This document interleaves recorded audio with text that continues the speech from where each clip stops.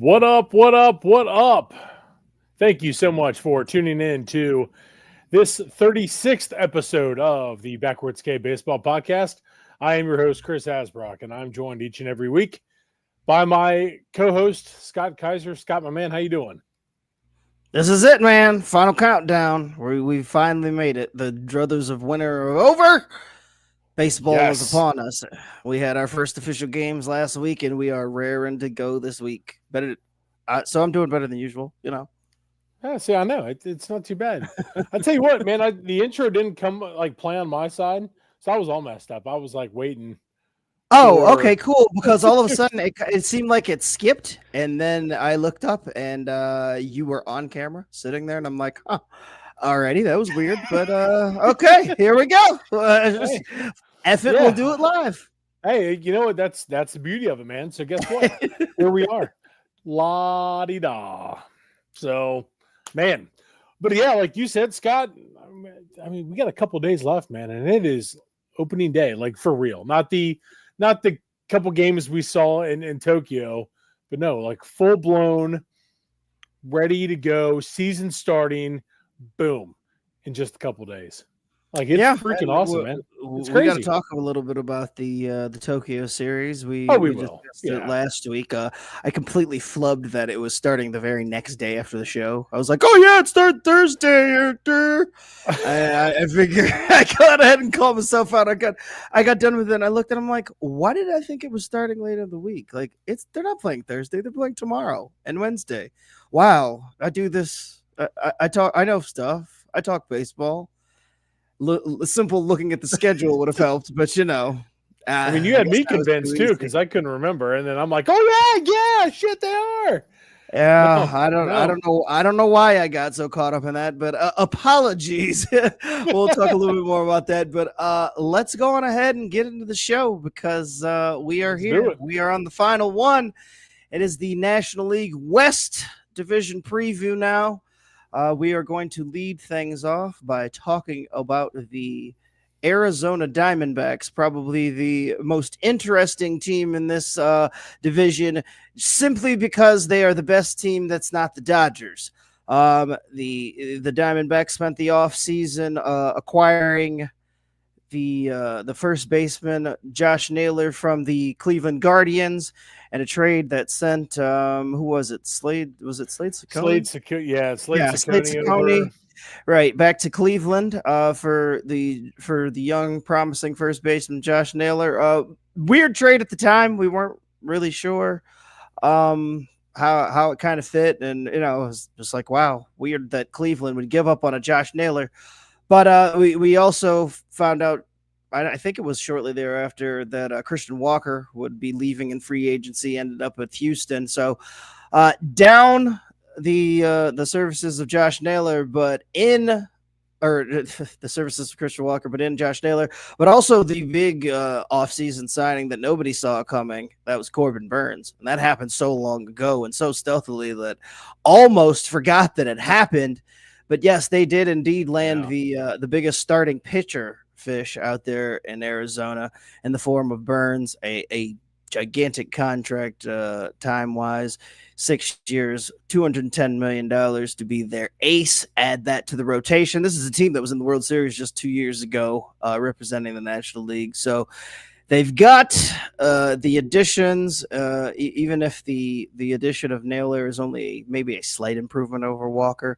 Walker criminally underrated, so not just a whatever loss for Arizona. But again, Naylor almost a 1-to-1, and then you had Corbin Burns to the top of a rotation that was already formidable enough to get to the World Series without him. So the outlook for Arizona very strong this year, but again, same division that the Los Angeles Dodgers reside in, and we'll talk about them here shortly.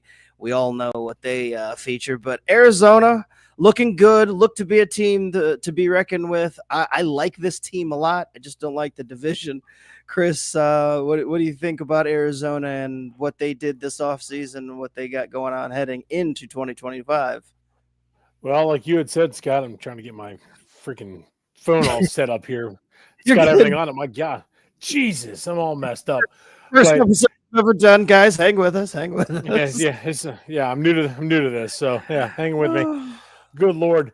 But Arizona is a team that is incredibly talented. But like you said, Scott, they are just unfortunately in a division with the Dodgers. Now, you've got a solid, and I mean solid rotation. I mean, you could put them up against pretty much anybody in the National League. Zach Allen, Corbin Burns, Merrill Kelly, Eduardo Rodriguez. You got Jordan Montgomery on there, Brandon Pfaadt. This is they got 6 dudes in that rotation there that are going to make some noise. So what you're going to get on the mound each day, and Arizona's lucky to have that. And then you got a guy like Corbin Carroll, who is one of the top younger players in the game. And just going through just the depth chart, Gabriel Moreno was the big piece in the trade from Toronto that that they had sent over. Oh shoot, now his name's escaping me. Dalton Varsho. Yeah, Dalton Varsho. Moreno was 2 years ago now, right? Yeah. Or is it 3 years now going into this season? This is the third year. Yeah. Okay. But Moreno was the big piece coming back. And as someone who follows the Jays, I was kind of like, man, that's a pretty hefty price to pay for Toronto. But for Arizona, to me, it's a no-brainer. So you've got a guy like Gabriel Moreno as your backstop, with Josh Naylor, like you had mentioned, Ketel Marte. At second base, you still have Eugenio Suarez, Geraldo Perdomo, Lourdes Gurriel Jr. In the outfield, along with Jake McCarthy, Alec Thomas, and Randall Grichuk's out there, Corbin Carroll. So they have just a wealth of talent on this roster. They finished third last year behind, obviously, the Dodgers and the Padres. But this is a team that, we saw it like it happened a couple years ago. If they make the playoffs, they can make some serious noise, and they rode that all the way to a World Series appearance. This is a team that it wouldn't surprise me if it happens again. Like you said, getting Corbin Burns was just the shock of, really the first big shock in the offseason in terms of free agents. So, hell of a job there by Arizona to just add another massive piece to a rotation that was already pretty solid. Arizona, that's a heck of a ball club, man. And, they're just one of those teams that, if they just get the opportunity, they can make things miserable for pretty much everybody else in the league. Yeah.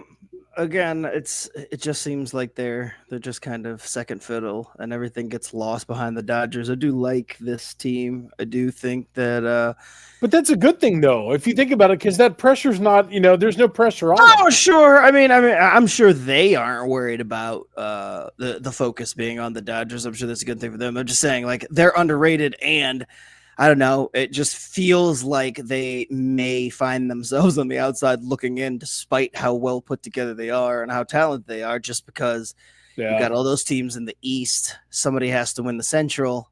And then, in the West, that leaves more or less just the one spot. So, it kind of gets crazy. I mean, I do think that Arizona will be in the conversation, though. So for all of the prohibitive favorites there for the wild card spots, I would be looking over my shoulder and focusing very much on Arizona, because they are the team that, if they're going to disrupt 3 teams coming out of the East, like I believe, that they would be the team that would mess that whole that dynamic up, I guess you could say. Yeah. So I like Arizona a lot.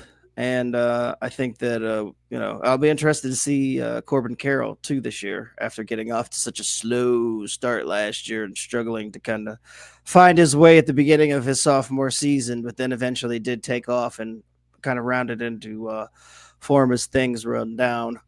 Let's move on to another team that you are very familiar with, and that's the Colorado Rockies. Team that off-season moves. It's a long list. There it is. Yeah. That was what they did this offseason.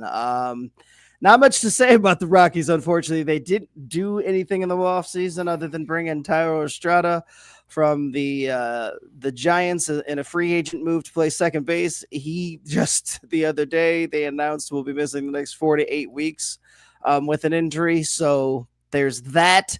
They traded Nolan Jones back to the Guardians. Some bizarre move over the weekend after acquiring his services 2 years ago. Didn't really get to see much of him. Had that really hot stretch after they got him, and then last year he fell flat on his face and was hurt a lot, but showed promise. Not entirely sure why they traded him away, but he's gone.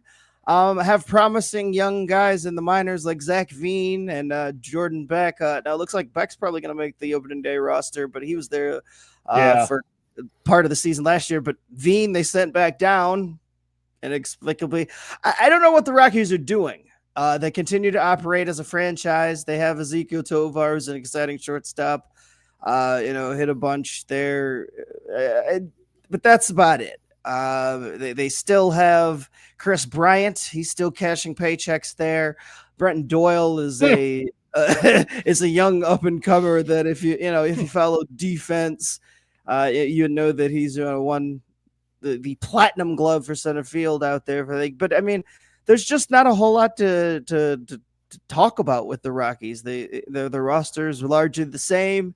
They don't add, they don't really subtract, and they try to build through the draft, but it's a bunch of picks that end up being failed. They do have Chase Dolander coming someday, but I'm sure that somehow his arm will get ruined once he gets to Colorado. I don't know, man. I know that you have a special place in your heart for Colorado, and like and enjoy watching the franchise, but it's just I wish that they could get something going, man. They suck balls, sucks. man. They suck. Yeah, it sucks that they're just kind of there. They just the thing that I think is the most maddening part about it is they don't. It's like I don't want to say they don't care, but as an organization, they don't seem to, make the moves, make the smart baseball move. I guess is kind of a good way to put it. I mean, prospect wise, they've got some guys coming. Like you had mentioned, Chase Dolander. You've got Charlie Condon, who, like I said, when he was drafted, that dude's going to hit baseballs to Wyoming. That guy can mash.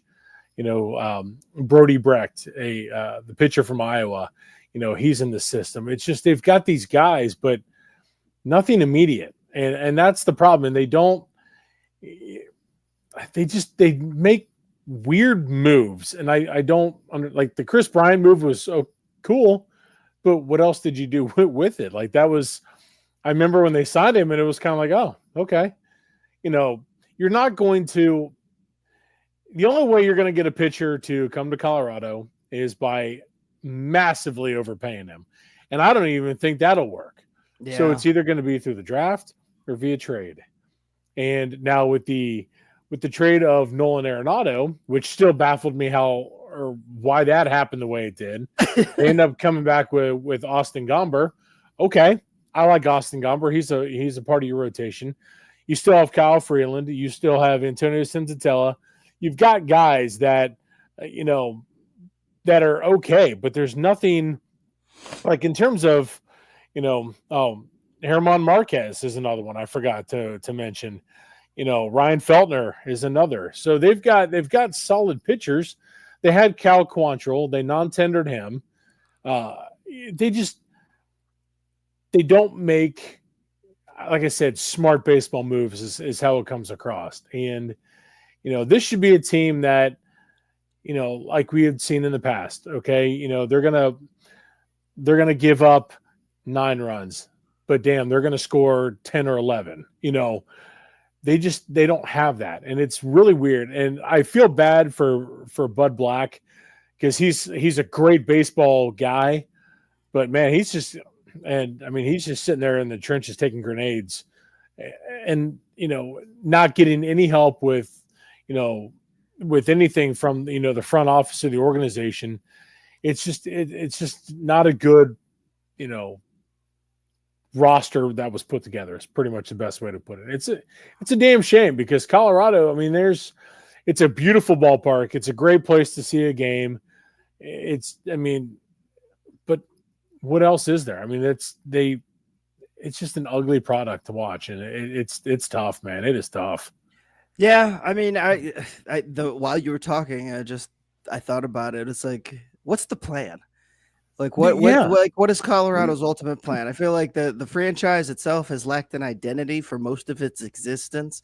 I mean, yes, in the early 90s, and through the 90s, really, they had that identity of kind of, well, we'll just bludgeon everybody. The Blake Street Bombers, man. We'll beat everybody at 11-12. And that'll be our formula. Well, and that's okay. Like it's fine. But the problem is then when if that does propel you to October, then you're in trouble because not having a pitching in October dooms you. And so exactly. Yeah. And I mean, and then they've tried at different times with pitching, but the problem is it is so hard to identify who is going to be able to succeed, which the list is already short of the pitchers that have succeeded in the Colorado era. I mean, you just look back at their history and there's just not much there outside of Jeff Francis and Eloy Jimenez or not Eloy Jimenez.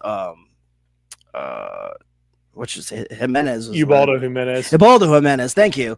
John right. I mean, they've just had, John. The list is short. I mean, they just haven't been able to successfully put out guys despite drafting nonstop pitchers. I mean, very high pedigree guys, and they've tried college, they've tried high school, they've tried everything. I don't know what the answer is. But having no identity is worse than having something. And I guess that the only suggestion is to just go back to what's working. What's worked in the past. I mean, if you've got to score that many runs to get in the playoffs and then roll the dice, and if you get knocked out, it is what it is. But being relevant and getting there and having something to hang your hat on as a franchise is much better than what Colorado has basically done, at least for the last 10, 15 years. It's just been aimless, confusing, transaction baseball. Yeah, I mean, and looking at their top prospects, Chase Dollander is their top prospect. Like I said, Brody Brecht, and then Carson Palmquist and Sean Sullivan. So you have a total of 4 pitchers in your top 10 as prospects. And again, that's fine if you're going to switch your identity over to the Blake Street Bomber type model.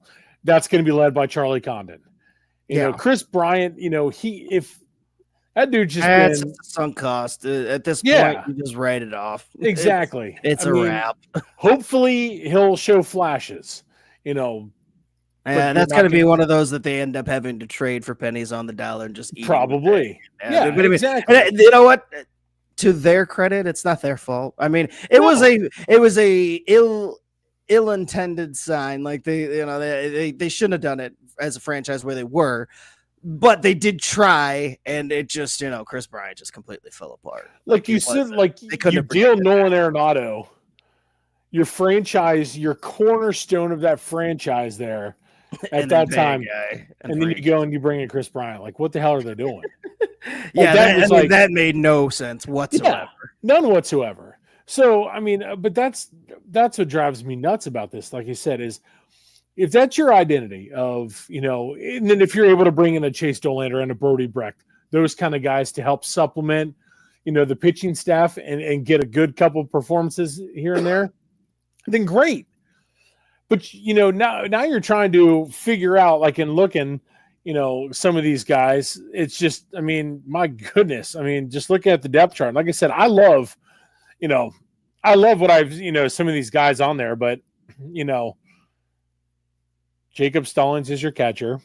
Michael Toglia. Okay. Tyro Estrada. Ryan McMahon. I love Ryan McMahon. I think he's a very underrated third baseman. In baseball. But again, Ezekiel Tovar, they did sign Kyle Farmer, so there's that. I forgot about that. That's a huge piece. Sam Hilliard, Brenton Doyle. Now Brenton Doyle's a solid player, but that's it. Like, these names, I mean, they're good players, but they're not like really, really good players.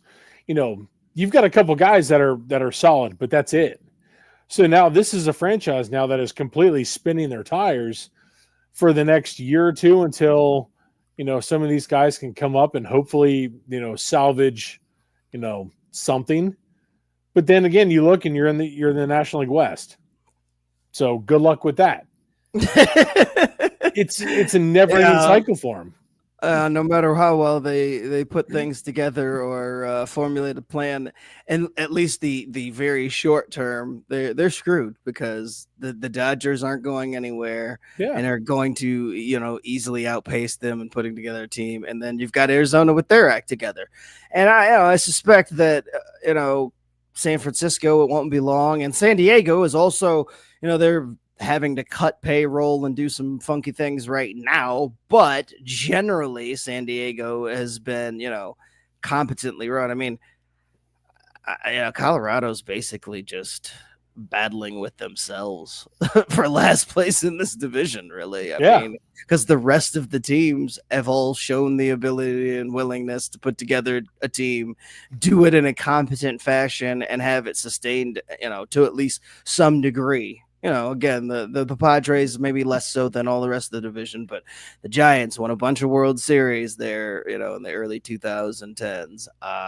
Arizona has won a World Series, been to one recently, and generally put out competent teams after long stretches of kind of wallowing in the bottom there for themselves.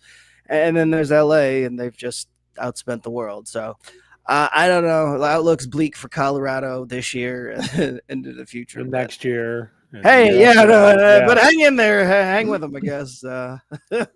Let's move on to the Dodgers. I guess we've got to talk about the Dodgers. I'm sure you've heard they won the World Series.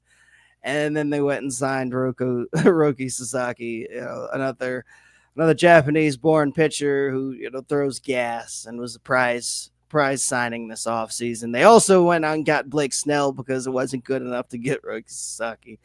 They added Tanner Scott, Kirby Yates to the bullpen, Michael Conforto just for shits and gigs out in the outfield.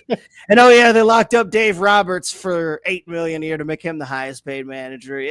It's just been an embarrassment of riches for the past couple of years. This offseason was no different. They brought back Teoscar Hernandez. Tommy Edman will get to play a full season after making it there at the trade deadline. And basically, they're just playing regular season baseball to get to the postseason. This is a team that we can go on ahead. And I don't think even if they suffered, it was last year they struggled with injuries, and it didn't matter. When your replacements are like what would be either starting level players on other franchises or dipping into the minors that also has an embarrassment of riches to where they end up trading away prospects that other teams covet because they just don't have the time, patience, or energy to wait for their development. The Dodgers pretty much have it all. They don't have to worry about much this season. They will walk into the playoffs, and like I said, you don't even have to pencil them in. Go on ahead and ink it up, baby. Just write the Dodgers on line 1, Sharpie 2, or 3. Yeah, because there's little that's going to stop this team from getting in. And they played baseball last week, won their first 2 games in the Tokyo series. Not much to report. I mean, the biggest issue surrounding the Dodgers right now is the mysterious illness of one Mookie Betts, who's basically been throwing up for 3 weeks. Has lost 15 to 20 pounds, hasn't been able to eat. I read a little bit just before the show tonight. He said he feels great. He's back to doing all of baseball activities. He said he's even lifting weights, but cannot keep food down. Weirdest thing. Man, like sounds crazy that I might go play baseball on an empty stomach, but he just wants to get back to playing baseball. But hasn't been cleared. He is in the lineup for tomorrow, was in the lineup for Sunday's game, didn't end up playing, was a late scratch because of this illness. But yeah, we're knocking on the door of the season and not really sure what's going on there. The hope though is that it will clear up. He said he's gone through blood work, all of the testing, been to the doctor, and there's nothing that they can diagnose. So whatever it is, hopefully it just works itself out. And then I imagine that Mookie will be a little slow out of the gates. It's hard to lose 20 pounds and not, and 3 weeks of spring training at the end, getting ready to get your timing and all that fun stuff. But he's an all-star, future Hall of Famer. He'll be fine, I believe, throughout the rest of the season. But hopefully this isn't something that kind of lingers. I guess that would be the only issue maybe for Dodgers fans. But hey, let's be real. Even if Mookie missed all of this season and didn't show up until August, the Dodgers still be fine. So, yeah. I got nothing to add. Your thoughts, Chris? I guess it's like talking about right, talking about the Rockies with they're absolutely nothing to the Dodgers on the other side of the coin with absolutely everything. Yeah, it's unbelievable. I mean, it's impressive. I mean, this is I'm one that I don't mind watching the Dodgers each and every night. One, because let's be real. West Coast baseball is awesome. Like late at night, it's just there's something about it. It's just it tugs at the heartstrings. If we only had Vin Scully to help us through it, it would be so much better. But it's Dodgers have it all. I mean, they're loaded, and that's pretty much it. Impressive. That's all I got, Scott. I got nothing, man. I mean, it's very boring. You beat to death the drum of the Dodgers. There isn't really much else to say. They have a really stacked lineup. They're going to suffer some injuries along the way because they've signed injury-prone guys. They don't care. They'll replace them with the injury-prone guys, and they'll just make it work. I mean, last year they went into the playoffs, and I think they knew one or two guys who were going to start. Won the World Series.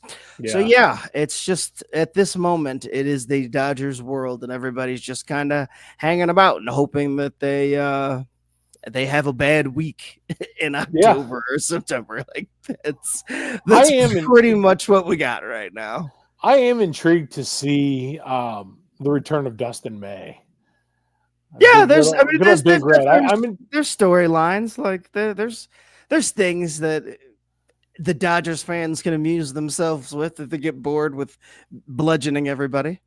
Well, yeah, I mean, but with Dustin May, coming off of second Tommy John, the kid's he's got some nasty stuff too. So, throws hard, just nasty breaking stuff, and I'm just intrigued to see what, how he bounces back. That's really let's hope he can stay healthy. I mean, that's been a struggle. It's like you mentioned 2 Tommy Johns, but there's been other nagging injuries along the way that have kept him out for 2 or 3 months at a time. And so hopefully this time he is a free agent coming up at the end of this season. So Dodgers are probably going to let him fly. He's coming off an injury, as are a lot of the guys in that rotation, but knowing that he doesn't have necessarily a future, for lack of a better phrase, with the organization, I doubt that he or them are going to hold anything back in his usage this year. So he's going to want to go out there and show that he's still the same guy he's always been and deserves to be somewhere. Because I'd imagine that the Dodgers will probably move on, but earn his next contract somewhere, and the Dodgers, in Texas somewhere. They will. He's going to go home to Texas. Somewhere, that's my prediction. Okay, well, there you go. I mean, either way, he's definitely going to end up elsewhere, and the Dodgers obviously are going to ride that arm as far as they can. So, like, how nice must that be? You could sit there and just be like, we're gonna let it go, and then we'll just let Dustin May walk. Like, early on in Dustin's career, man, like that's just insane to think about, Yeah, well, I mean, once upon a time when the Dodgers had to build teams like us mere mortals and fan bases, he did look like he was going to be like the promising young part, or younger part of a rotation that featured him near the top. Yep. And then between the injuries and the fact that they just started signing everybody, he kind of got pushed down, and just really forgotten. I mean, outside of LA, really, like unfortunate, because again, it was a lot just due to injuries and nothing of his own doing. But Dodgers started operating a little differently, and he's still a good pitcher, despite everything that's happened. So hopefully this is the year that it can kind of put it all together and display that outside of just being there in LA. Let's talk real quick because we kind of touched on it about the Tokyo series. We started talking about it. Did mention the Dodgers won both of the games. Stats aren't super important. We got our first official look at Roki Sasaki. He was okay. He walked four or five guys. Only went 4 innings. He looked okay, as advertised as far as velocity and all that, but effectively wild, I guess, is the best you could put it. It is his first ever major league start. He's still a kid. Adrenaline was flowing there, playing his own country. So, but just in general, the reports so far have been like, the splitter's really nice, but overall, nobody's really been blown away. Like I guess the now that the mystery box is open, there's signs of cracks that maybe people like wanted to overlook or whatever. But just in general, the first look at Roki Sasaki is that he should be fine, but there's a lot of growth that can be had there. Your thoughts on seeing Sasaki for the first time? Did you get a chance to watch any of the 2 games in the Tokyo series? I watched the first game. I didn't get it live, but I was in and out of both of them. I didn't sit straight through. I was trying to watch a little bit of it while I was driving to work because that's safe as hell. But I was able to see. I was able to see parts of Game 1 and watching Yamamoto. I did not get a chance to see Game 2. I mean, it was and looking at Yamamoto, I thought he for the most part was pretty impressive. He went 5 innings pitched, 3 hits, 1 run, struck out 4. That was the nice battle between him and Imanaga. Yeah, good lord. So that was pretty cool to see. And then Game 2, with Sasaki, I mean, just the hype and Ohtani going yard, that kind of stuff there. Just, it's cool. It's a great atmosphere. But like I said, I'm not one, it was cool to see baseball. But to me, those early games, like week before, it's not that I could take them or leave them, but, I'm more in the traditional side of it. It's just kind of, take it or leave it, in my opinion. So that's why I wasn't too into it. And it had nothing to do with the teams that were playing because there was that intrigue with a lot of the Japanese stars on each team. Made I think a lot of intrigue for it. But other than that, I caught bits and pieces of it, and that was it. It wasn't going to be something I was going to, be glued to all day long or anything like that. So, yeah, just a different atmosphere, different setting. Everything's it feels like baseball, but not quite. It's still treated a little bit like a spring training game as far as how it's managed and the way the guys are used. So, good to see. But like I said, I think the main thing was seeing Sasaki and getting a first glimpse of him, and overall. He was fine.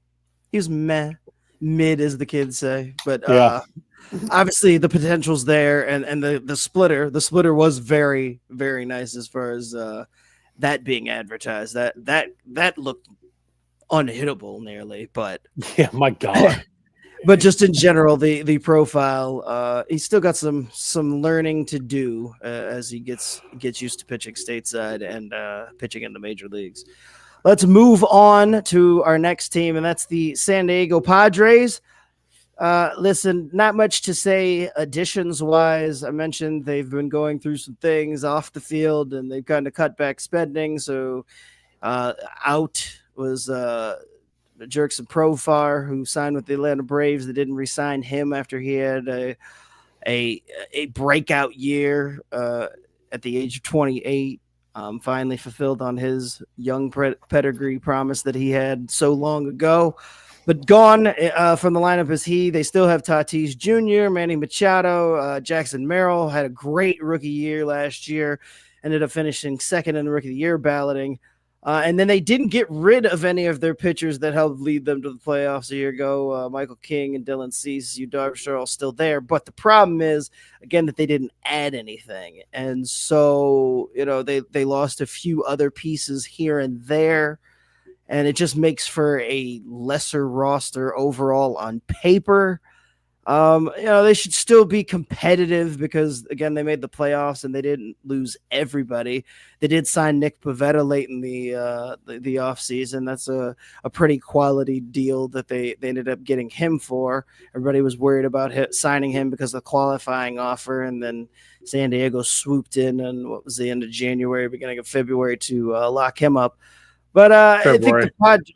Okay, yeah, end of February. So the Padres, the story just becomes the fact that they didn't add anything. They lost a few pieces. The division around them got stronger, and they've got all this off the field drama surrounding the team. It's hard to envision them succeeding as well as they did last year, though.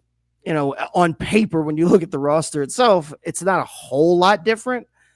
But it's samey enough, and it's the idea that you didn't add anything when everybody else did there at the top means that I think that they easily got pushed behind Arizona, and they find themselves much further behind LA. Your thoughts on the San Diego Fathers there, Chris? I'm not as negative on them as you are. I don't think they are. I don't think they're in that bad of shape. They still, Michael King, I'm a huge fan of, and he proved why he was the big piece in that Juan Soto deal. Signing Nick Pivetta was huge. This is a team that's got, they've got some studs, man. Like, obviously Tatis, you've got Cronenworth, you've got Luis Ariz, you've got Manny Machado. There's some solid players on this roster, some perennial all-stars. That's why I'm not going to, completely discard San Diego. And I'm not saying you did, but sure sounds like it.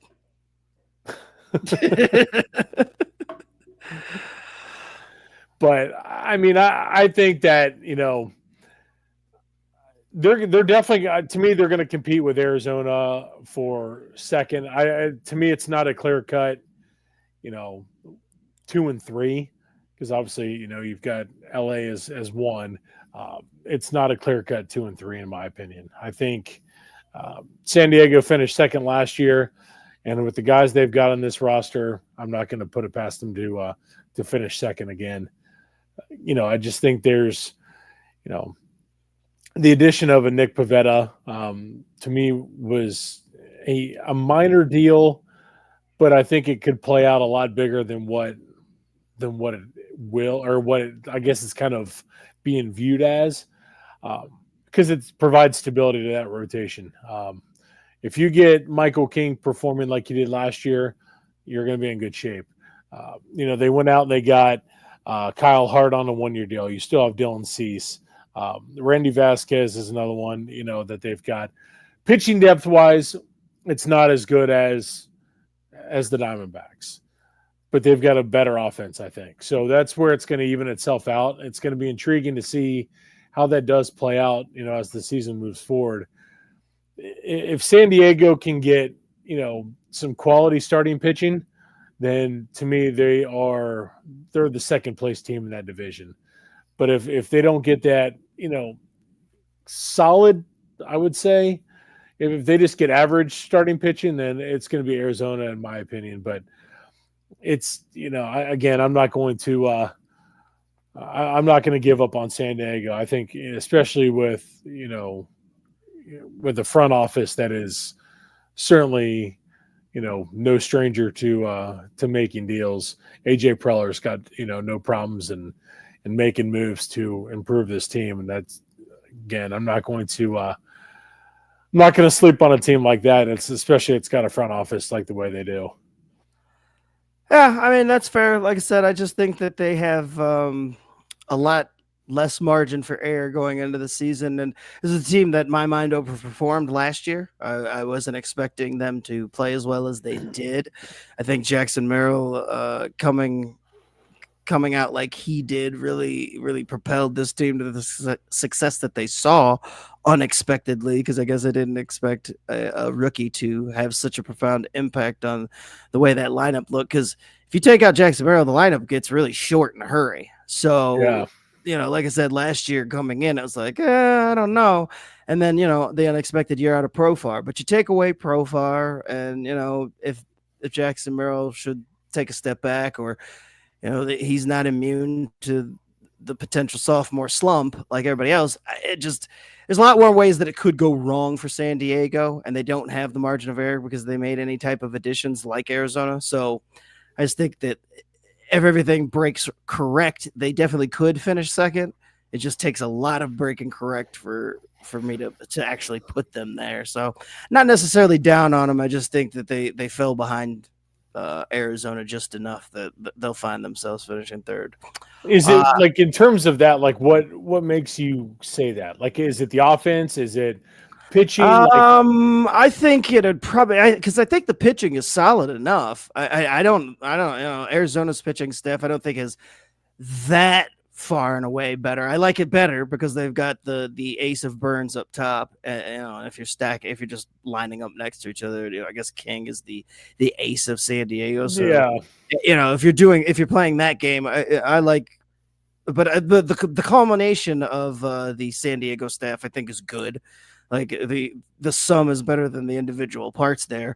And the lineup I like, but like I said, if Merrill takes a step back a little bit, or isn't as good as he was last year, and you're missing Profar's production, I don't know who replaces that. Like, it just, Jason Hayward is the one who replaced him on the field.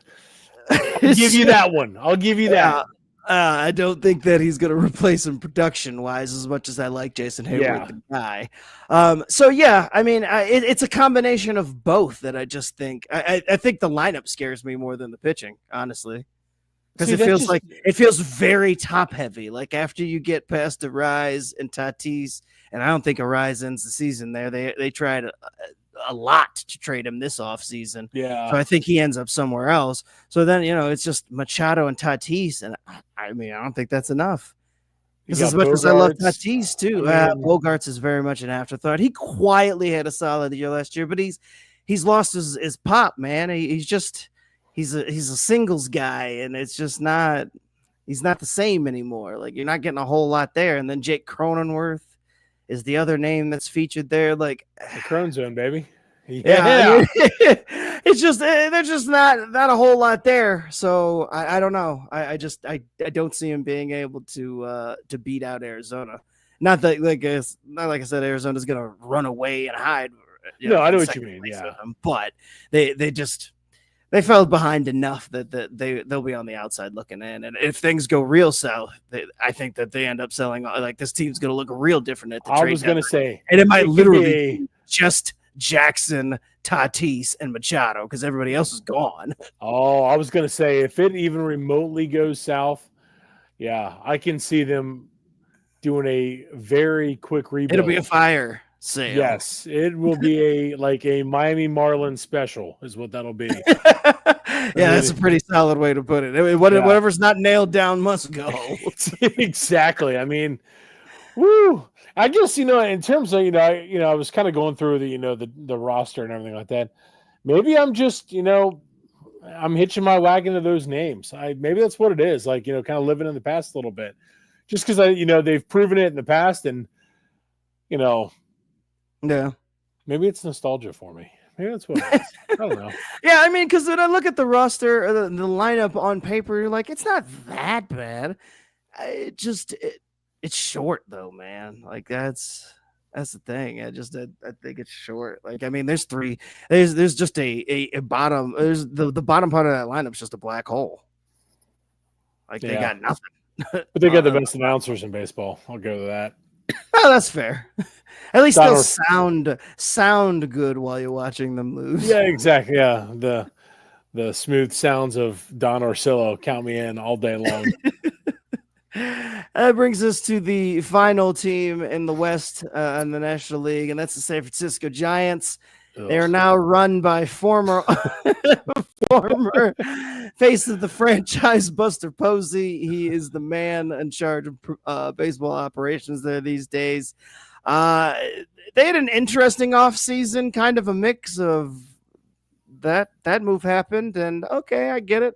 They signed Willie Adames to a giant deal to take over at shortstop. Finally, hoping to generate some offense. The Giants have struggled to get anybody to take their money over the last. It's really been the last 4 or 5 years when you look at it, because when they were going through their World Series run, they didn't seem to struggle as much, although they grew a lot of their guys right there in San Francisco and in their farm system. So maybe it covered up the fact that people didn't want to take their money. But they did get Willie Adames to take their money. Justin Verlander also took their money. He will spend his age 41 season out there by the Bay. And then, they kind of kept it quiet from there. They moved things around. They obviously Blake Snell is out after the 1-year deal he had signed there. But the pitching staff looks all right. Last year they did lose their closer, Camilo Duvall. He got bumped out of that spot because he just couldn't hold on to it. We'll see how things go for him this year. Maybe he can regain that back. But Ryan Walker ended up taking that job from him and did a pretty solid job there at the back end of the bullpen. Unproven in the role on the whole, but again, did a good job to wrap up the season there and finish things strong at the back end of their bullpen. I mean, the Giants, like I said, they cleaned house on some things and then brought in some stabilizing pieces. I see this very much as a transition year, and Buster Posey kind of getting his feet wet and learning things. And despite the fact that you got Willie Adames to take the money, they still the lineup is still very, very talent poor. Matt Chapman did also end up going back there, re-signing after being there on a 1-year deal and being a free agent. He enjoyed his time there, so he's back. Assuming that they get the year from him last year, this year, he looks good in the middle of the lineup. We still don't really know what Jung-Hoo Lee looks like. He got off to a decent start last year, but then got hurt and was pretty much done the rest of the year. And then Elliot Ramos is there, one of their younger guys, and then it's kind of just also Rans and guys that probably don't have much of a future there beyond the next couple of years. Again, kind of a transition year. Buster Posey's learning on the fly. They still have a lot of holes to fill across this roster, and basically everybody else in the division outside of Colorado is just better. So that's the Giants in a nutshell. Yeah, well, they're basically just average. Yeah. There's nothing. I mean, nothing jumps out about them. They're just, yeah. I mean, it's really weird because the guys that outside of Willie Adames, they throw all this money at, and nobody, like you said, nobody would take their money. And the ones that did were desperate at the time they took it. So, I mean, there's, just looking at the roster, it's not, I mean, again, nothing, nobody stands out. It's just, it's again, average. Logan Webb is the one I would say that is going to be your mainstay as your ace in the rotation. Robbie Ray is not what he has been in the past. Like you said, you got an age, an aging, ageless, I guess you could say too. Justin Verlander, Jordan Hicks, Kyle Harrison in the minors. It's weird. Like they just, it's just, there's nothing too special about San Francisco. And it's just, yeah, I mean, I don't know. Don't quite know what their plan is because the throwing money at the situation that hasn't worked. So, to me, Buster Posey's got a lot he's got to do. But it's not on him, if you can only do so much. It's up to these guys to actually sign and everything like that. If you're throwing the money out there and they're not taking it, then to me, you did your job. It just, it is what it is, unfortunately for that part. But San Francisco is I mean, like I said, just average. That's the best way to put it. Nothing special. They've got a couple bright spots, but that's about it. Yeah, it'll be a long year by the Bay, just in terms of on the field play. I do think between Hayden Birdsong and a couple of guys there, the younger guys, they do have some guys coming up there pitching wise. That seems to be like their foundation there, and the years that they were winning the World Series was built off of having really strong pitching. And then the offense was always kind of just okay and good enough and all of those World Series teams. So I'd imagine that would be try. But I mean, honestly, if you can't get people to take your money, that's really the only course of action you have, is to be able to build through the draft and kind of home grow all your guys, and then hope for the best as far as hitting on your draft picks and whatever moves you can make in free agency with the guys that do want to sign.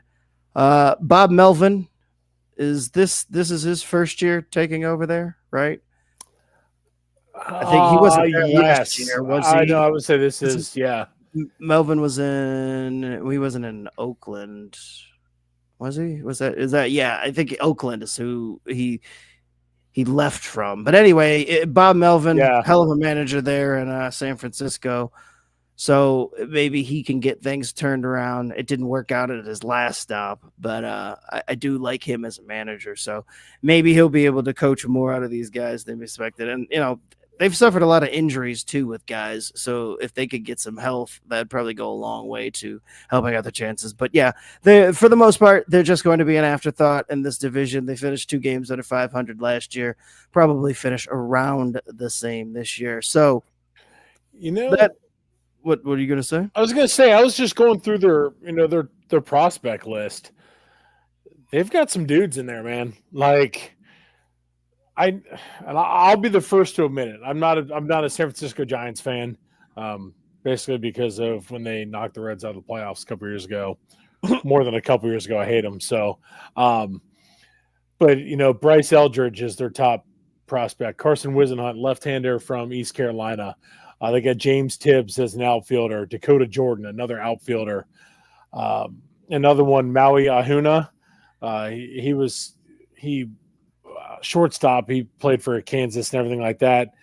Matt pointing out that Bryce Eldridge coming up he's knocking on the door, starting there at first base. Yeah, they've got. I mean, I was just going through, and I'm like, you know what? They might be if some of these prospects hit, they could be in a really good spot. I mean, in a really good spot for them. And that's, like I said, Eldridge, Whisenhunt, James Tibbs, like I said, Dakota Jordan. There's a couple of those guys that are really good. I'm really familiar with those guys from college ball. Man, like I said, if they hit, San Francisco is going to be in a much better spot than I thought they would be. But again, prospects are prospects. The names are great. They got to hit though, and that's sure. Yeah.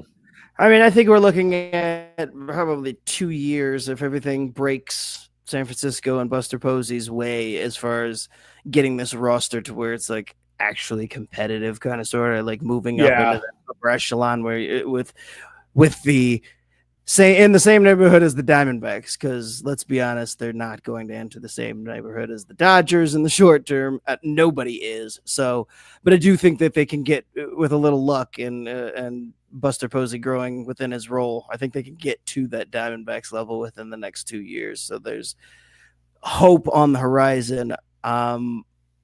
Your thoughts on the entire division and the state of things as we head into the season later this week? What is your prediction for how things will wrap up in the NL West?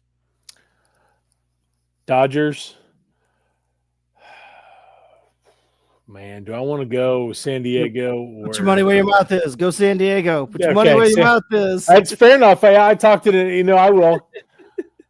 I'll go San Diego, Arizona, and then San Francisco and Colorado. Yeah. Yeah, I'm fair enough. And I will say, obviously, the Dodgers, Arizona, San Diego, San Francisco, and Colorado sitting there in last as well. Kind of an easy call. for both of Yeah. us to have Colorado there at the bottom. But yeah, I mean, the overall picture of the NL West is that Dodgers are the class of the league, class of the division, and it's all about, you know, anybody and everybody trying to best them Yeah. throughout the season, which good luck. They still have a lot of the best players on the planet playing baseball for them. So it's not likely that LA will fall from the height of winning this division this year. Rough week though out there in actual across the rest of the league as far as injuries go. Like last week we said it was a slow week on that front, and we dodged a few bullets as far as like we're not so lucky this week. This week the Pirates announced that Jared Jones will start the season on the IL. We're actually still awaiting a second opinion. He had an elbow issue. He's throwing in the bullpen, felt something in his elbow. They shut him down. Hasn't resumed throwing. They said he's out indefinitely. We know he'll start the season on the IL, and it could be that he's done for the year. Never want to hear anything about an elbow. And elbow and second opinion is pretty much the kiss of death. Yep. And the fact that it's been almost a full week since we've heard anything, not an encouraging sign either, which is rough because Jared Jones was an exciting young pitcher for the Pirates last year. We talked a little bit about him on the Central Preview last week, and he was going to be a bright part of that rotation.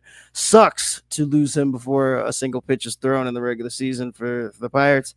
The Marlins, not to be outdone, Ryan Weathers also announced that he will start the season on the IL. He had been throwing faster this spring, had been sitting around 97, looked pretty good, but 4 to 6 weeks as an issue with his forearm. Strained forearm is knocking him out, so he's out. And then Shane McClanahan this past weekend, it looked like his arm might have exploded again. He was mid pitch, almost immediately grabbed his arm, walked off to the mound, motioned for the trainer. The good news is that after the initial reaction and everything kind of settled down, the Rays announced that he had just nerve issue in his arm and his biceps area, which the diagnosis for that is all over the place.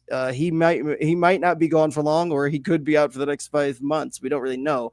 The Rays came out and said that it could have been worse.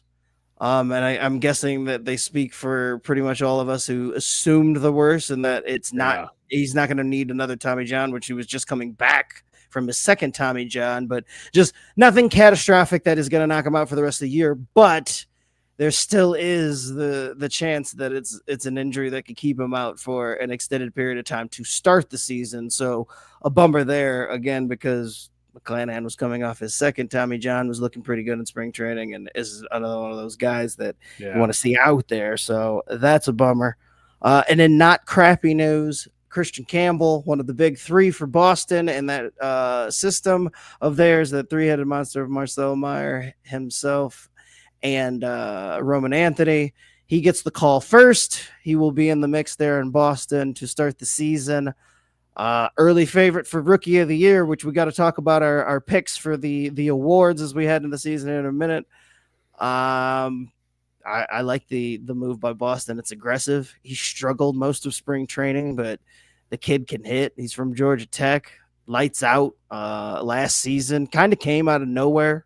Yeah. It was a 4th round pick, but last year set the minor leagues on fire. And I mean, I remember hearing a lot about him last year, and coming into this year, he just took off as far as hype and camp between all three of them, really. But Christian Campbell was the name that, because of the way the roster's shaped, he was going to get the first crack, it looked like. And sure enough, Boston made the call, and he'll be with the team opening day. So that's good to hear for Boston. But yeah, rough week otherwise across the league in news of pitching. Again, man, it's like every other week we're losing young promising stars or somebody to extended absence because arm injuries. It's unfair.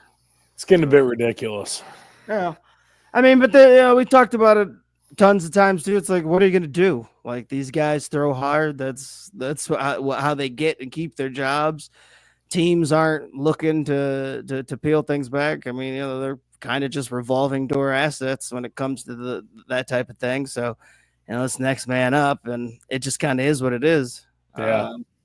I don't know how right now. I don't know if there's anything that baseball can do to change it. It's just the way the game has evolved, and the human body is not equipped to handle it. So it breaks down. These things happen, and then we just have to suffer through the fact that we don't get to see these guys pitch for however long it may be. So yeah, it's just a part of the game these days, and the way that things are played, and it just sucks because back in the day, guys used to go 30 plus starts. They wouldn't want averaging 7 innings a start, and that was just how baseball was. And Tommy John, you'd have a couple of guys here and there who'd get Tommy John, but it wasn't this. Now it's just expected. I mean, I was going to say, yeah, the first injury you assume if a guy gets pulled, it's going to be something along those lines, some type of elbow surgery or forearm or anything that leads to those. And you know that even as far as medicine has come, it's still going to be a year on the shelf. So it sucks. Like there's no getting around that. Yeah. Sucks bad, man. We were hoping we weren't going to be talking about it after our debut season last year as our pod. Yeah, and last year was nonstop injuries, and here we are getting things kicked off. I mean, I will say that everybody, there's a heightened sense of doom and gloom in spring training, and every year there are a lot of injuries. Guys are just coming back, getting into throwing. So these things happen. So it's not like this year's going to be any worse necessarily than others, but not a promising start when it comes after a year, which it seemed like there was an abnormal amount of it. So. We were scarred from last year. Seriously. Like a beaten puppy just waiting for the next one in the corner. Hopefully, though, like I said, it's not, I mean, I guess we've already lost Garrett Cole for the season, too. So, yeah. We've already taken our hits. So maybe the baseball gods will be kinder through the month of April as far as these things go. But that's that was all the bigger losses of the season as we head into it. Let's go ahead though and talk about our choices for the awards for this upcoming season. We've got the Cy Young in both leagues, the Rookie of the Year in both leagues, and then I guess we'll go on ahead and pick our champs. Okay. Do you want to go first, and where do you want to start? I'll let you pick. What award do you want to talk about first? Who are you giving the first award to? Dealer's choice. Let's do Rookie of the Year. Rookie of the Year, which league are we starting with? National League. All right, National League Rookie of the Year. Do you have somebody in mind? Dylan Cruz. Dylan Cruz, you son of a bitch. Okay, go ahead. Wow. That's right. That would have been one of my picks. Okay, so I'm going to pick somebody else. Go ahead, though, with Dylan Cruz. I think we're allowed to have the same one. It's okay. No, I know. I was trying to think of somebody else to not use Dylan Cruz, and that's cool. Go ahead. That's why I went first. I wanted to call him. Yeah, good call. Well played. Well played. Yeah, I just think Dylan Cruz, man. It's the stage is set for him to break out, man. This kid is. Yeah, I agree. He's so damn good. I just want to say, I just think, like I said, the stage is set for him. Washington, he's one of the pieces that could help propel them into the future and and everything like that. But I mean, you're looking at either him or Sasaki, but I don't think Sasaki is. I think he's going to take his lumps, pitching here in the States and getting used to that. So this is, like I said, this is just prime for Dylan Cruz. Yeah, I was gonna try to figure somebody else out, and I'm going to say Dylan Cruz, but I actually think that the NL might end up being somebody that we haven't thought of yet, or that surprised us. Last year Jackson Merrill was that guy. Nobody thought that, even though he started the season, the lights were shown on Jackson Churio. As far as him being the heavy favorite, and then Skeens coming in and wrecking shop, and it looked like But Jackson Merrill quietly earned himself second in the award. And while I think Dylan Cruz is definitely the heavy betting favorite, I feel like there's going to be somebody else that kind of surprises us in the National League that we're not thinking of right now, or that isn't necessarily on the preseason radar. So definitely Dylan Cruz is the name to look out for, but I would not be shocked if somebody else in the National League walked away about it that we look up in October and like, didn't see that one coming back in March. I just did a quick look. Matt Shaw is a name that they keep bringing up. Yeah, Matt Shaw is definitely. Quiet there for the Cubs, ironically, because anytime the Cubs have a homegrown prospect, I feel like you hear about him nonstop. But Matt Shaw has been quiet. Very quiet. That's why I was going through and I was like, oh, because like some of these names, and this is through Baseball America, and I don't even know when the hell this was done. Oh no, this was literally just a couple weeks ago. I mean, I'm looking at that. I'm like, man, okay. I guess I never would have thought, that. But they've got some other names on here like Bubba Chandler, from Pittsburgh. Yeah. Chase Dolander is mentioned on here. Drake Baldwin from your Braves. Okay, yeah. Andrew I don't think Painter. he'll play enough. That's what I'm saying. I think it's hard with the pitchers because the pitchers they're naming or they're listed, they're not coming up for another month or so in the best case scenario. And then you basically have to be Paul Skeens to wrestle it away from like an everyday guy if the everyday guy's going. Yeah. So it's real tough for a pitcher to win it unless they start the year in the rotation. I mean, everyone that they have mentioned in the National League outside of Cruz and Matt Shaw it's all pitchers. Yeah. So there's, I mean, and that's just, to me, it's not going to happen. Like I just don't see it. Like you said, it probably ends up being Cruz by default. Unless there's some other young rookie that comes in as an everyday player close to with enough time to put up good enough stats, and obviously if Cruz doesn't necessarily live up to the potential, then I see it. But yeah, I think Cruz is probably the best bet there. Yeah. In the American League, do you have anybody in mind? I'll let you go first on this one. Okay. In the American League, I think that at the end of the day, it'll end up being Jason Dominguez. We just heard too much about him for too long. And when you play in New York, you get all the hype and all the coverage. And if he's playing halfway decent, you're just going to hear about him nonstop. So, the voters are going to be swayed. I'm going to say Jason Dominguez. I'm going Christian Campbell. Okay. Yeah. You're buying into the hype from day one, am. Huh? Yeah, I am. Right. Jason Dominguez, I'm not. Hey, look, I would love to be wrong. I don't need another Yankee another award. I will be happy to be wrong. Let me tell you. Yeah. I just don't think, I mean, just from what I've seen and like just the reaction of Yankees fans, in terms of what they're getting from Jason Dominguez, everyone just seems to be, they just seem to be out on him. So, I mean, they're like, man, what the hell is he going to play? Like, there's too many questions surrounding Jason Dominguez, coming into it than what there was in the past. And I think that's enough to hurt him. And that's where I'm going to go with Christian Campbell. I think he's where it's at. That's fair. I mean, I do think that Dominguez has suffered from a little prospect fatigue. Dude's been around, been talked about for a long time. So, it's easy to, for the fans of New York to start nitpicking and turning on you when you haven't just burst on the scene and taken over immediately. If you're not the captain, then there ends up being something wrong with you. But I do think that he is a good shot. But I like the Christian Campbell call too. I could see either one of those things happening. Let's go to Cy Young, and we'll stay in the American League since we're already here. I'm going to go first on this one, and I will say that we are going to see a repeat Cy Young. I like Derek Skubal a whole lot, and I think it'll take a whole lot for somebody to wrestle this award away from him. I'm going Derek Skubal to win back-to-back Cy Youngs in the American League. Okay. I'm going between two. I'm All going right. between two. Logan Gilbert and Cole Reagans. Cole Reagans, I said last year was Oh, going to win the Cy Young. I love Cole I'm a Reagans. I big Cole love Reagans Cole guy. Reagans.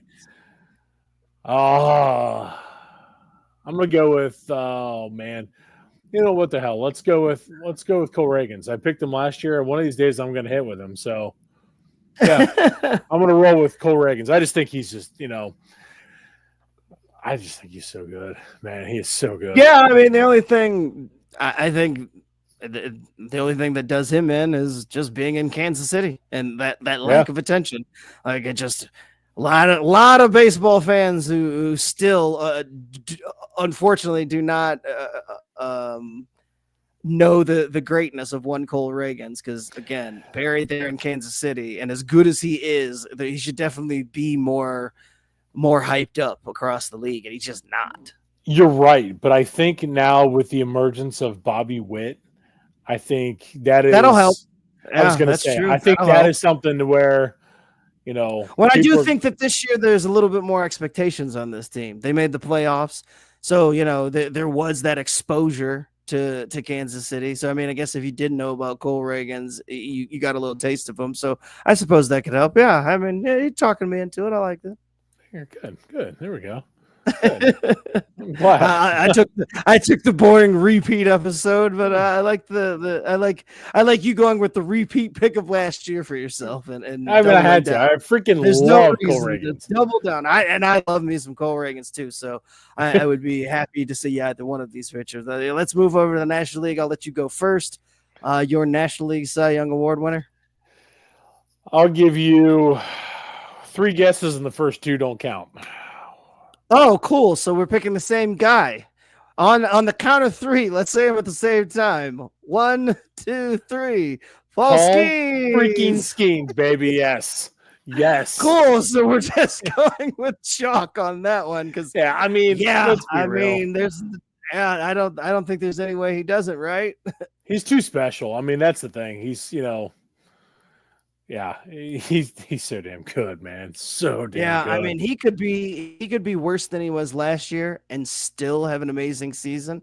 I mean, it would take a lot for him to have a poor year after the way he did last year.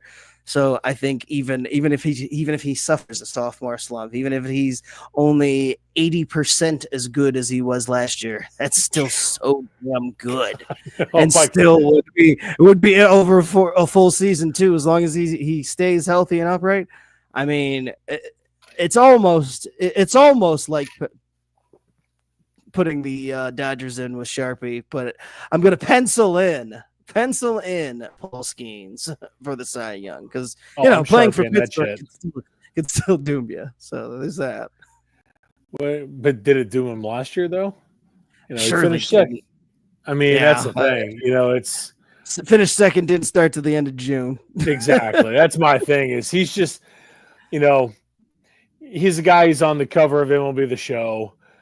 It's stuff like that. He's the hype that was surrounding him. It doesn't matter who the hell he plays for. To me, and he's good. I mean, he's good. Yeah, well, exactly. Bottom line, it's good enough. There's no mental gymnastics you have to do. This isn't Blake Snell winning it because he's got crazy amount of numbers and a short bursts or anything. No, this is just throwback, awesome, just ace level pitching every time he takes the mound. Like it's just, like if you said, "Hey, what does a Cy Young pitcher look like?" You'd be like, "Well, it's just." There's Paul Skeens over there. Just watch him. You get a pretty good idea. I mean, he's as close to a finished product as you'll see when he's just plopped on the mound from the word go. So I would say if he doesn't win the Cy Young, it'll be another top 3 finish for him. And I got to imagine that he will take his turn at the Cy Young award ceremony, hoisting up that award multiple times throughout the rest of his career, if not this year. So certainly the choice there. Let's wrap up the awards by staying in the National League. Your NL MVP this year is going to be I mean, I realize the absurdity of that question as the words come off my lips, so we'll just do the same thing we do with Will Skeens and say Shohei. yep, exactly. I mean, Yeah, yeah, yeah. There's it's really another nothing else you slam could dunk. say. I don't think that there's anybody who's going to take the award this year other than Shohei, even after winning the World Series. And I do think that the Dodgers, like I said this, I think I can't remember if I said this on either of the shows or if this was a conversation I had someone, but I was like, yeah, the Dodgers are going to take a step back this year because they won the World Series, got that off. That even Shohei, he proved to everybody that he's just as valuable even when he's not pitching. He's still 50 bases, hit 50 home runs, nothing he can't do. He got that World Series title. He made the playoffs. He did all. He expelled all those demons that were there about. He's never made the playoffs. He played with Mike Trout. He did this. He did all that. So he's going to take his foot off the gas just a tiny bit, and still win the MVP going away. I mean, a dark horse that I could see would be like maybe Ellie De La Cruz if he has, an outstanding season where he goes not 30-30 because he's going to steal a hell of a lot more than 30 bags. I mean, now he could go 40-80, something like that. Yeah, I mean, there's obviously a world where Shohei doesn't win it, but yeah, it's going to take a historic season from somebody on a team that wins a whole lot of games in order to take it from Shohei. And honestly, I mean, as wild as it is, it's like Shohei probably would have to miss time too. Like he would probably have to miss time to even the field, on top of somebody having a historic season. So. Yeah, a lot more things have to go wrong for Shohei to not win it than it does for anybody else to win it. Yeah, it's absurd. Down to. So let's go to the American League and finish up with our picks for awards. American League MVP. I'm going first on this one because I don't think it's an also ran. I think we got a new one. But we might have the same one. It's the same one that I said that I would start my franchise with if I had to pick anyone playing baseball today, and that is Bobby Witt Jr. Witt Jr. Yes, that's exactly what I was going to say. I can't imagine a world, which is why I can't imagine saying that it would be Cole Reagans to win the Cy Young. I'm like, well, damn it. Can I pick Kansas City to have the MVP and the Cy Young? No, I know exactly. If they pull off that feat, boy, will you look like a Nostradamus. But yeah, I think this is Bobby Witt's time. Yeah. I no offense to Aaron Judge and his dominance in that category, much like Shohei, where it's just like you can pencil him in, but he is getting up there in age, and Bobby Witt's just getting better. Like it's not that it really isn't that Aaron Judge is going to do anything to lose it. It's that I do think that Bobby Witt is just going to go ape shit and win it this year. And again, has not garnered the respect and attention that he deserves because of where he plays, but the exposure to him in the playoffs, if they didn't know who Bobby Witt Jr. was before, they do now. And I mean, he's the best the game has to offer in my eyes right now. So definite MVP pick. So and then we will go ahead and pick our winners from each league. In the American League, I am going to I don't know, man. The Yankees have fallen apart. I don't think I don't feel as strongly as I did about them about a month or so ago. In fact, I don't know how much I like them at all in that division. You know what? Screw it. I'm just gonna say the Orioles figure it out. That right? Like the Orioles, this is their time to finally figure it out. And at the trade deadline, they didn't get anybody in the offseason. The trade deadline, they bite the bullet. They finally get rid of one of those big bats, one of those cornerstone pieces that they've been hoarding on the hitting side. They trade him for a pitcher, and that pitcher propels them down the stretch and gets them to the World Series in the American League. So Baltimore is my choice to win the American League. I like that. I really do like that. But I'm going to go with the team that's got the MVP and the Cy Young Award winner. I'm going to go with hell with it. I'm going Kansas City, man. There you You've got the go. Cy Young Award winner, and you've got Backing it all the way up. I am, man. I'm balls deep, man. I am. I mean, but it's Just driving that Kansas City bus this year, huh? You got that right, man. I tell you what. But I think they're also in a position too that when the trade deadline comes, they're in a position to add, and they'll bring those pieces in, man. It's they're to me they're right there. I feel good about it, especially like I said, if you've got the Cy Young Award winner and the MVP. I mean, damn it, you better be marching the World Series as well. So I'm gonna stick with that. Fair enough. And then in the National League, I'm going all in on the Orioles because it'll be the Dodgers. Yeah. So I need the Orioles to be the princes that have been promised because I need somebody to knock off the Dodgers for the love of God. It's the Dodgers going out of the National League for me. I would love to be wrong. I would love for it to be the Braves. I just don't see it as we sit here end of March. I don't know. I don't see anybody being able to beat the Dodgers. There's just too much there. So I'm going to give it to the Dodgers in the National League. So a Dodgers Orioles World Series, and I'm backing it up too, man. The Dodgers are still flying high off their World Series victory the year before. They overlooked the Orioles, and the Orioles win the damn thing. I'm going with the Orioles to win the World Series over the Dodgers. It's just mostly wish casting. I don't believe it. The Dodgers are probably just going to beat somebody. And I'm going to hate everything in a couple months. but I want to be optimistic now and have hope. And right now, I think that the Orioles can do it. Maybe. Just please. Somebody help. For the love of God. Oh, man. Yeah. What do you have? Your World Series champs? I think it's going to be the Dodgers. I mean, it's the Dodgers over Royals? All right. Yeah, unfortunately, as much as I want the Royals to win it, what the hell? It's going to take a lot for the Dodgers to literally not make it and win it. It's just they have positioned themselves. The easiest part's going to be getting there, and then by the time you get there, it's just the battle of attrition with them. Like they are now at the point where you're not worried about anything happening with them not getting there because they've just got so many pieces to replace all the parts at the top. Like the depth is what's crazy. Like, that's right. Sure, they've got the names to back it up, but I mean, it really is just an embarrassment of depth, is what it comes down to. It is, and that's everything in baseball because the season is so long, and you have to rely on so many guys. And so, kudos to the Dodgers for being able to put themselves in a position where they have all that depth and all that talent, and go Orioles. Oh yeah. Yeah.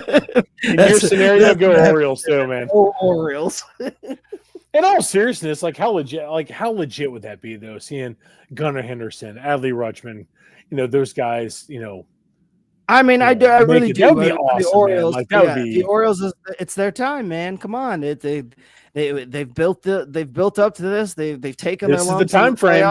Right, but I mean, it's their time to take that next step. Like they've made it in, they've gotten their taste, they're no longer inexperienced. Like it's time to push that thing. I mean, anything short of a Game 7 ALCS lost should be considered a disappointing season in Baltimore. That is where they have positioned themselves at. That's a good place to be in, but it's also a lot of pressure. Like go out there and get it done. Like get it done. And the American League, I mean, it's kind of wide open, like I said, with the Yankees, losing guys, and they looked like heavy favorites to get back there this year. I don't really see anybody that's that dominant out there that should stand in the way of Baltimore. Baltimore is just one of the better teams in the league. So I agree. Yeah, they're good. They should go on ahead and get it. I do think ownership needs to green light making a move when it comes time to make that move. But for their parts, the rest of those guys got to get out there and get it done. So, and I think they will. I mean, I think they're going to the inspiration for the picks. Yeah, watch out for them. Kansas City, man, being on the radar. Did you have anything else? Let's wrap up on a positive note, man. This is it. Dude, our in a couple days, man. Before the curtain comes up, man. Like, let's get this show on the road. It has been a long off season. It has been a trying off season, at least for me, when it comes to the lack of movement of my team's part for most of the off season. But you know what? Damn it all to hell. Baseball starts on Thursday, and it's time to go, man. No more excuses. It's crazy. And then, like, you had mentioned, like, we're, you and I are going to the Reds game next week. And you had said, like, that's next Wednesday, right? And I was like, oh, shit, dude. Like, oh, it is next week. That's insane. Yeah. Like, and baseball in Ohio, I'm hoping we don't have to bundle up. we might have to. Go enjoy the game without having to wear 5 layers. Because you never know. We could be literally, it's where we could have, ski gear on, or we could be shirtless and sweating our balls off. It's one of the two. Or it could be in shorts and a tee. There's such an in-between. It's so stupid, man. It's so dumb. That's going to do it for us. Thank you guys for joining us. This has been another episode of the Backwards K baseball season. It's been fun doing these show previews and counting down things and getting ready to get into the season mode. It's finally here. No more what ifs.